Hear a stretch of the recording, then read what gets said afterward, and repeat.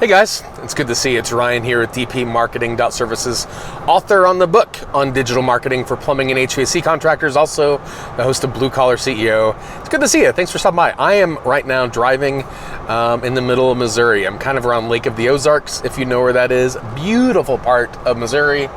So driving through. Coming at you video. So I've had a couple of conversations with different companies lately, and they've kind of had a common theme.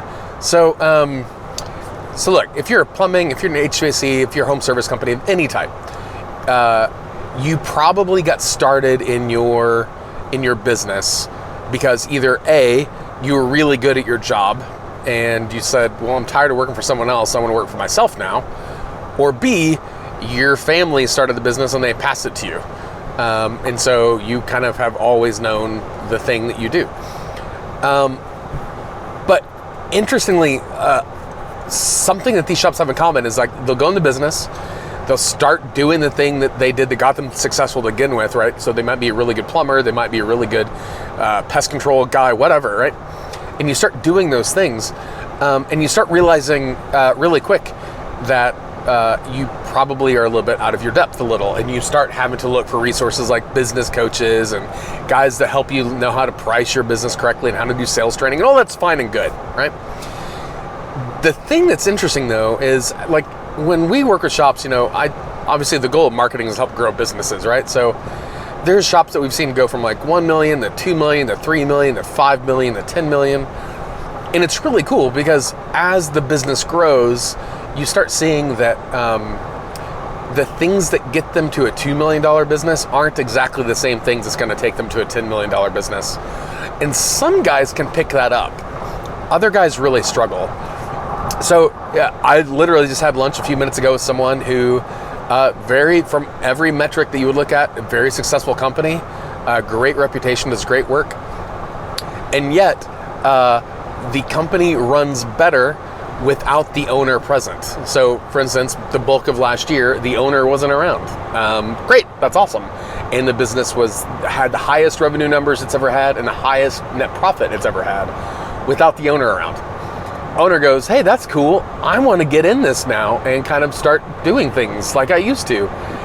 And guess what happens? Now the owner goes back reverting to what the owner has done previously when it was a much smaller company. And the thing isn't running as well as it needs to, right? It's like the skills that this particular owner gained building a $2 million shop, let's say, aren't the same skills that he's going to need to scale up beyond a $5 million shop. But the owner hasn't got that memo yet. He just thinks, well, I've always done this way. It worked for me before. Why won't it work again? There was another guy I had lunch with just 2 days ago, and his shop is, I think they just hit 5 mil. From every outside metric, like they're doing great. And yet, so much of the key business decisions is based on this single owner, right? It's like the owner is the solution to everything.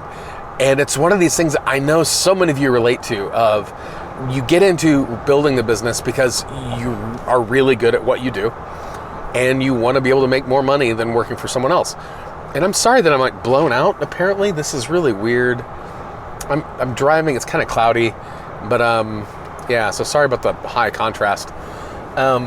So the thing that's interesting though, that all these shops have in common is that as they grow, the business owners either A, can adapt a little bit and keep up to a certain point, or B, they get in the way where they cannot scale beyond the capacity.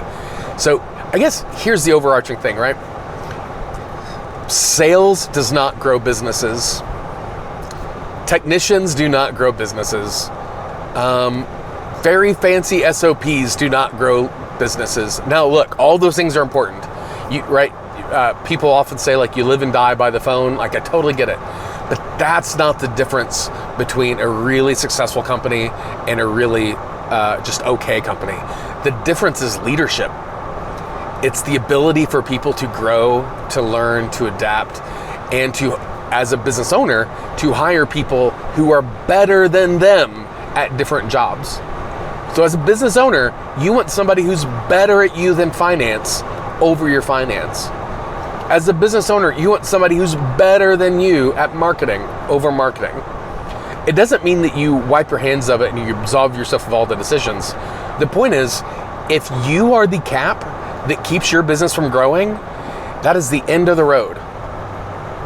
You cannot be the cap that keeps your business from going to the next threshold. And the thing that got you to where you are now, and I don't care if that's 1 million or 5 million or 10 million or 50 million, the thing that got you here is not gonna be the same thing that gets you to the next milestone you're trying to accomplish. So before you start thinking like, well, all I need to do to grow my business, I just need to phone the ring more, or all I need to do is just get better training, or all I need to do is whatever, right? Maybe, like totally those things could absolutely be a part. But also ask yourself, what are you doing to invest in you as a leader so that you become better skilled at these things that are not related to the trade? And what are you doing to develop the skills and capabilities of your team in their leadership? Because you are only going to be as strong as the weakest link. So if you have people on your leadership team who are weak, guess what? Your entire business will be weak. I'm really curious to hear from you. It's just been an interesting few days of conversations with guys where this idea of owner leadership capability has been a kind of a core sort of subject, and it's kind of interesting because it wasn't the intent. But I'd love to hear from you.